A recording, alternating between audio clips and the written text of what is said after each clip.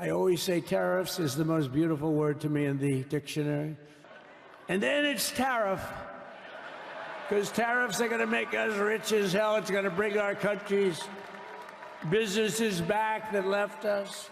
Donald Trump's trade war just took an unexpected turn. Canada and China, two nations that don't always see eye to eye, are now teaming up to fight back against Trump's aggressive tariffs. Is this the beginning of a new global alliance against the U.S.? Or is Trump playing 4D chess once again? But one thing we're going to be demanding is we're going to be demanding respect from other nations. Canada, we have a tremendous deficit with Canada. We're not going to have that anymore. We can't do it. I don't know if it's good for them. As you probably know, I say you can always become a state.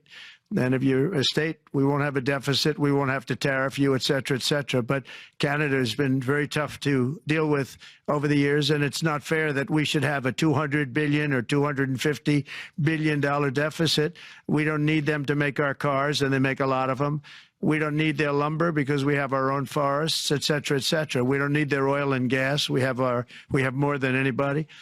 So, just as an example, after slapping 25% tariffs on Chinese goods, Trump didn't stop there.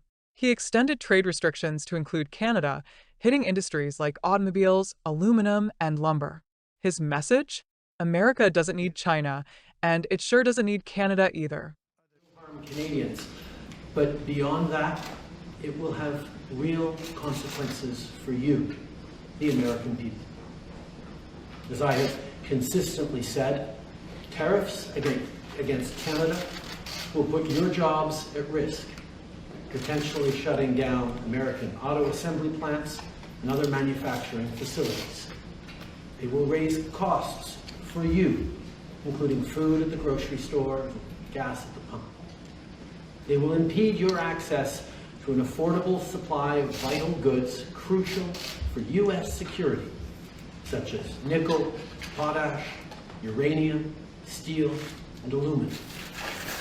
They will violate the free trade agreement that the President and I, along with our Mexican partner, negotiated and signed a few years ago.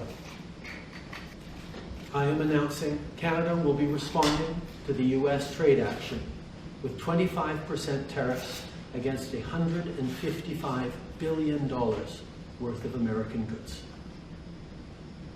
This will include immediate tariffs on $30 billion worth of goods as of Tuesday, followed by further tariffs on $125 billion worth of American products in 21 days' time to allow Canadian companies and supply chains to seek to find alternatives.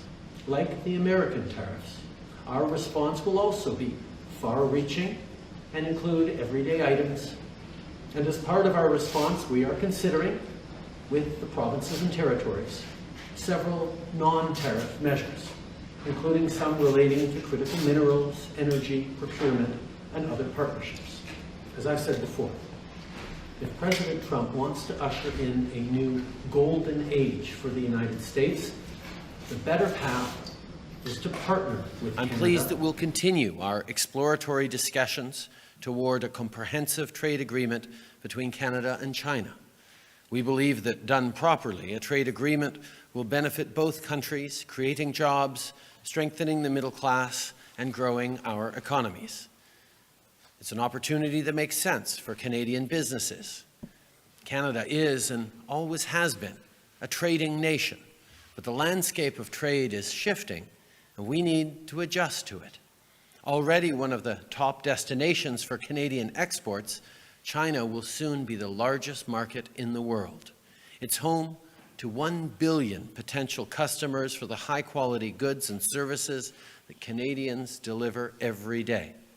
We're continuing work towards a comprehensive trade agreement with China because greater market access for Canadian businesses means stronger business growth and more jobs for the middle class and all those working hard to join it.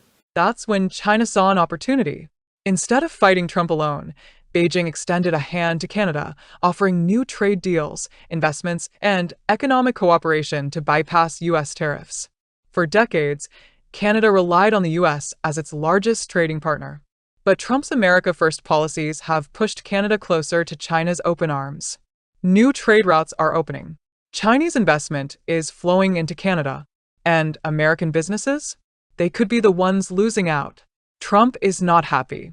Reports suggest he's considering even harsher penalties, threatening sanctions on Canadian companies doing business with China.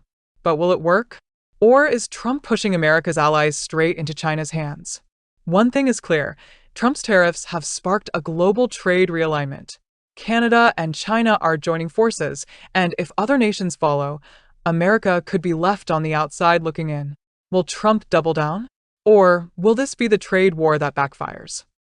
Indeed, we are firmly opposed to this unwarranted increase, and we do believe that this is in violation of the WTO rules. So that's why China is filing a complaint at the WTO, and also we may be forced to take countermeasures. And let me also emphasize that there is no winner in a trade war, and we do hope that the U.S. should look at its own problems, really find a solution that is beneficial not only to himself and also to the whole world. And frankly speaking, I don't think that raising tariffs is beneficial to the U.S. itself.